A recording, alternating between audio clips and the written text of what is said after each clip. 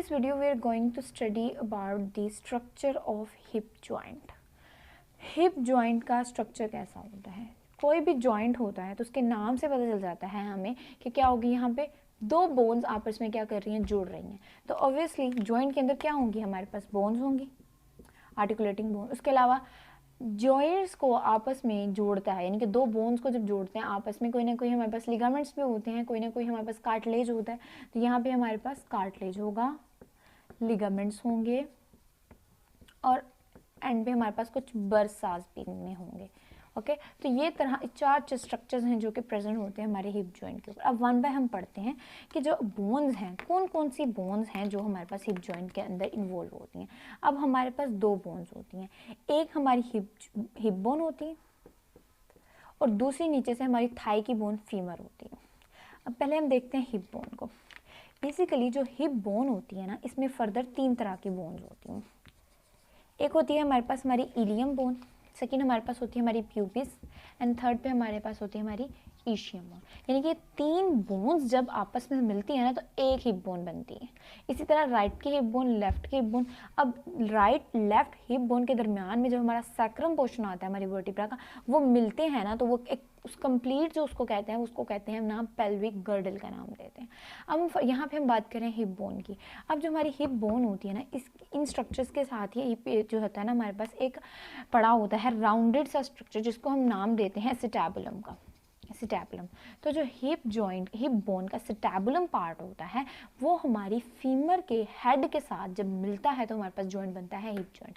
अब जो hip joint होता है ना, इसको ना नाम दिया जाता है बॉल एंड सॉकेट का नाम, जॉइंट का नाम। अब बॉल एंड सॉकेट, बॉल क्या होती है, एक राउंडेड सा स्ट्रक्चर, सॉकेट क्या होती है जिसमें कोई ना कोई चीज़ फिट हो रही है। अगर यहाँ पे बॉल है तो सॉकेट भी बॉल की बनी होगी ना। अब हमारे पास जो बॉल होती है ना वो होती है फीमर के हेड की, और जो सॉकेट होता है ना वो ये एसिटैबुलम होता है। ठीक है, अब फीमर के हेड की जो बॉल होती है ना वो होती है 2/3 स्फीयर, यानी एक तो स्फीयर राउंडेड कंप्लीट होता है ना, वो 2/3 स्फीयर बना रहा होता है। इसी तरह से इस तरह करके हमारी फीमर की बोन होती है।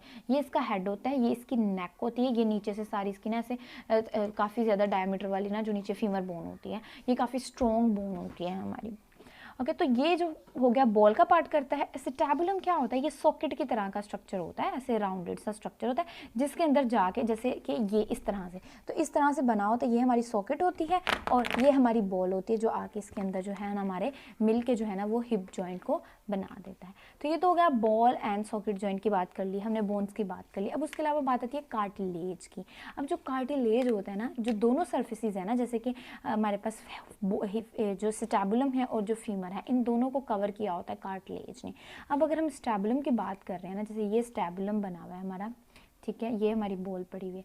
अब इस स्टैबुलम के साइड्स पे ना काफ़ी थिक सा कार्टिलेज होता है जिसने इसको जो है ना वो पेरिफेरस पे इसने सराउंड किया होता है। अब स्टैबुलम के जो अंदर राउंडेड एरिया होता है ना, ये सारा इसके ना एक जैसे कह लो कि फिब्रो टाइप ऑफ कार्टिलेज ने ऐसे कवर करके ना वो एक बनाया होता है लेब्रम जिसको कह देते हैं, यानी कि जिधर आके इसने इसके साथ मिलना है। ठीक है, तो जो स्टैबुलम के साथ आके जो है ना ये फिर यहाँ पे आके इसके साथ ब्लेंड हो जाता है, इसके अंदर मिक्स हो जाता है और इस तरह कंप्लीट एक जॉइंट कैप्सूल बन जाता है। ठीक है, तो ये हमने बात कर ली कार्टिलेज की। अब नेक्स्ट हमारे पास आते हैं कुछ लिगामेंट्स जो कि, तो अब बारी आती है हमारे लिगामेंट्स की। तो हिप जॉइंट के ऊपर जो लिगामेंट्स होते हैं ना वो कौन कौन से होते हैं। एक बहुत ही एक्सट्रीमली स्ट्रॉन्ग लिगामेंट होता है जिसका नाम होता है इलियो फेमरल लिगामेंट। सेकंड पे हमारे पास होता है इलियो प्यूबिस। थर्ड पे होता है इलियो ईशियम। ये तीन लिगामेंट्स होते हैं हमारे पास। अब जैसे कि मैंने आपको हिप बोन के नाम बताए थे, एक होती है इलियम, एक होती है प्यूबिस और एक होती है ईशियम। और फीमर कौन सी, वो बोन थी नीचे जो हम जिसके साथ वो एस्टैबुलम कर रहा था। अब आपने याद रख लेना, इलियम बोन और फेमरल, फीमर के दरमियान इलियोफेमोरल, इलियम और प्यूबिस के दरमियान इलियो प्यूबिस, इलियम और ईशियम के दरमियान इलियो ईशियम। तो ये तीन लिगामेंट्स होते हैं। अब जब हमारे पास सिटिंग से हम स्टैंडिंग में जाएं या हम जो है कोई भी एक्टिविटी होती है, जैसे कि आप कह लो कि एक्सटेंशन कर रही है, हिप के ऊपर एक्सटेंशन होती है, तो उस टाइम पे ये तीनों लिगामेंट्स जो हैं ये उसके हेड को रोटेट करवाते हैं। ठीक है, और इसके अलावा जो इलियोफेमोरल लिगामेंट होता है ये स्टेबिलिटी के लिए भी बहुत ज़्यादा काम आ रहा होता है जब एक्सटर्नल रोटेशन वगैरह हमारी हिप के ऊपर होती है। उसके अलावा हमने बात की थी स्टैबुलम की, तो स्टैबुलम के अंदर ही ना मैं आपको बताती हूँ, स्टैबुलम के अंदर एक लिगामेंट पड़ा होता है जिसको नाम दिया जाता है लिगामेंटम टीरीज का नाम। ये जो लिगामेंटम टीरीज होती है ना, स्टैबुलम से निकलता है और डायरेक्टली हेड ऑफ फीमर पे आके अटैच हो जाता है। ठीक है, अब ये बात कर ली हमने किसकी, लिगामेंट्स की। अब लिगामेंट्स के अलावा हमारे पास कुछ बरसास भी पड़े होते हैं। अब वो बरसास क्या होते हैं, दो तरह के बरसा होते हैं हमारे पास किधर, हिप जॉइंट के अंदर। एक हमारे पास होता है इलियोसॉस और एक हमारे पास होता है डीप ट्रोकेंटेरिक बरसा। अब इलियोसॉस जैसे कि नाम से पता चल रहा है, हमारा इलियोसॉस मसल होता है ना जो, और हमारा जो है आर्टिकुलर कैप्सूल, यानी कि जो कैप्सूल होता है ना जॉइंट का, आर्टिकुलर कैप्सूल भी कहते हैं उसको हम, उसके और हमारे इलियोसॉस मसल जो है ना उसके दरमियान में पड़ा होगा। डीप ट्रोकेंटेरिक बरसा किधर होता है, हमारे ट्रोकेंटर्स होते हैं फीमर के, एक ग्रेटर होता है एक लेसर होता है। जो ग्रेटर ट्रोकेंटर होगा और हमारे पास ना ऊपर से एक मसल आ रहा होता है ग्लूटियस मैक्सिमस, जो कि साइड ऑफ हमारे इधर ना अटैच हो रहा होता है, जिसको कहा जाता है इलियोटिबियल ट्रैक, उसके अंदर आकर ना इंसर्ट हो रहा होता है। अब जहाँ पे वो इंसर्ट हो रहा है और फीमर का जहाँ पे जो ग्रेटर ट्रोकेंटर होगा उनके दरमियान में पड़ा होता है डीप ट्रोकेंटेरिक बरसा।